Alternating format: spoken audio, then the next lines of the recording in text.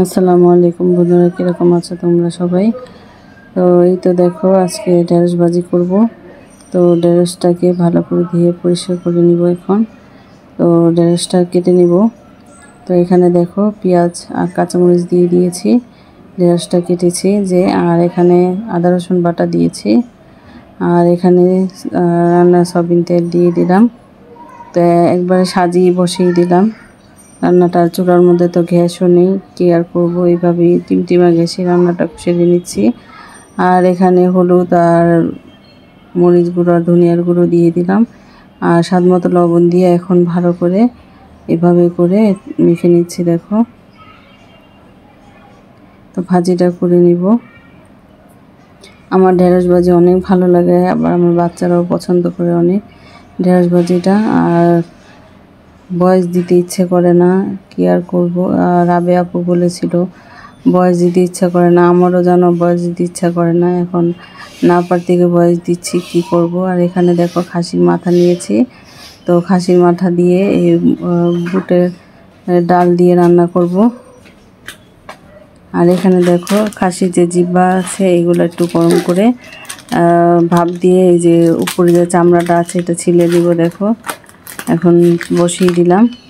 তো এগুলো অনেকে আছে ছিঁড়া না, এভাবে খেয়ে ফেলে, তো এইভাবে খাওয়া যায় না, তো এইভাবে করে আমি ছিলে নিই।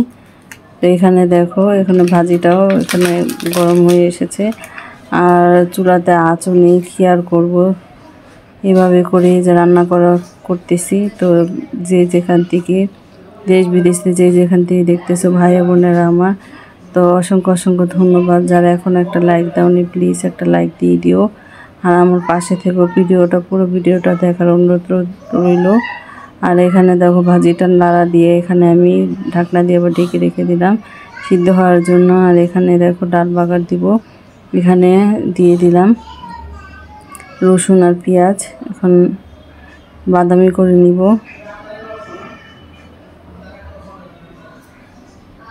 আর এখানে বুটের ডালটাও সিদ্ধ দিয়ে দিয়েছি। তো সিদ্ধ করে রান্নাটা করলে কি ভালো হয়, আর কেউ একসাথেই রান্নাটা করে। তো আমার বাচ্চারা অনেক চিল্লাচিল্লি করতেছে, আর এখানে ফ্যানও অফ করে রেখেছি। তো অনেক আপুরাই বলে ফ্যানের অনেক শব্দ, অনেক আওয়াজ। তো দেখো এখন আবার বাচ্চারা চিল্লাচিল্লি করছে, ওদেরকে ঘুম পাড়িয়ে আমি বয়সটা দিই, কিন্তু এই যে ফ্যানের যে আওয়াজটা সেটা এসে পড়ে। কি করব, কোথায় যাব, কোথায় গিয়ে বয়স দিব, দেখো অবস্থাটা। তো এখানে দেখো এই বুটের ডাল দিয়ে যে খাসি মাথা দিয়ে রান্না করব, এখানে পেঁয়াজ আর এখানে তেল, গরম মশলা, তেজপাতা, এলাচ দিয়ে দিলাম। এখানে পেঁয়াজটাকে কালার করে নিলাম, এখন এখানে আদা রসুন বাটা দিয়ে দিলাম। তো এই বুটের ডাল দিয়ে কিন্তু এই খাসি মাথা দিয়ে রান্না করলে কিন্তু ভীষণ মজার হয়। এখানে যে বুটের ডালের পানিটা ছিল আমি ফালাইনি, বুটের ডালের পানিটা এটার মধ্যে কষানোর জন্য দিয়ে দিলাম। তো এখানে হলুদ গুঁড়ো, মরিচ গুঁড়ো, ধনিয়ার গুঁড়ো দিয়ে এখন ভালো করে মশলাটাকে কষিয়ে নিব। আর অনেক টেস্টি হয়েছিল এই রান্নাটা, অনেক দিন পর এই রান্নাটা করেছি। আর আমার রেসিপির মধ্যেও কিন্তু ভিডিওর মধ্যে কিন্তু এরকম রান্না নেই। তো এটা প্রথম এই খাসির মাথা দিয়ে আর বুটের ডাল দিয়ে রান্নাটা করেছি। তো এখন সবগুলো মশলার সাথে একসাথে মিশিয়ে কষিয়ে নিব। মশলাটা কষানো হয়ে যাবে, আর এখানে খাসির মাথাটাও কষানো হয়ে যাবে। দেখো এখানে দেখো কষিয়ে নিচ্ছে, আর এখানে একটু পানিও দিয়ে দিয়েছি কষানোর জন্য।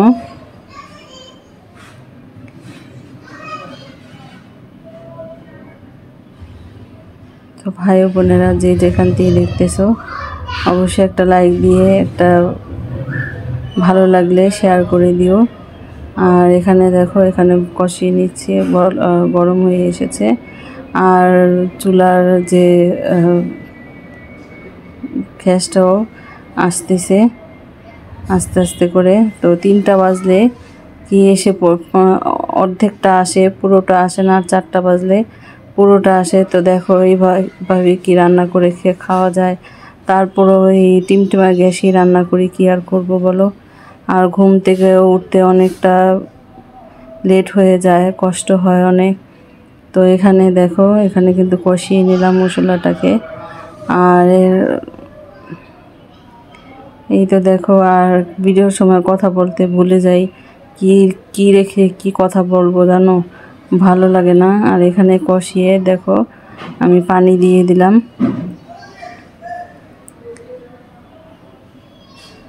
এখানে বসে পানি দিয়ে দিলাম। দেখো এখন নাড়াচাড়া দিয়ে ঢেকে রাখবো সিদ্ধ হওয়ার আগ পর্যন্ত। দেখো আর কষিয়েছি অনেকটাই, কিন্তু আমার সিদ্ধ হয়ে এসেছে অর্ধেকটা এই মাংসগুলো। আর খাসির মাথায় কিন্তু বেশিরভাগই হাড্ডি থাকে। আর এখানে দেখো সিদ্ধ করার যে বুটের ডালগুলো ছিল সেগুলো দিয়ে দিলাম একসাথে। এখন বুটের ডালটাও অর্ধেকটা সিদ্ধ আছে, তো সিদ্ধও হবে, এখানে মাংস সিদ্ধ হয়ে যাবে, আর আমার রান্নাটাও কিন্তু হয়ে যাবে।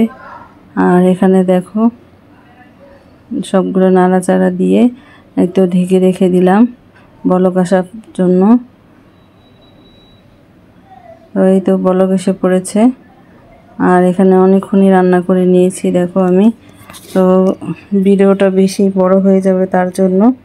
তো ভিডিওটা ধৈর্য ধরে দেখার জন্য অসংখ্য অসংখ্য ধন্যবাদ ভাই ও বোনেরা আমার, যে যেখান থেকে দেখতেছে অসংখ্য অসংখ্য ধন্যবাদ। এখানে গরম মশলা দিয়ে নামিয়ে ফেলবো এখন। তো ভালো থেকো, সুস্থ থেকো, নিরাপদে থেকো, আমার পাশে থেকো, আমার জন্য দোয়া করো। আল্লাহ হাফিজ।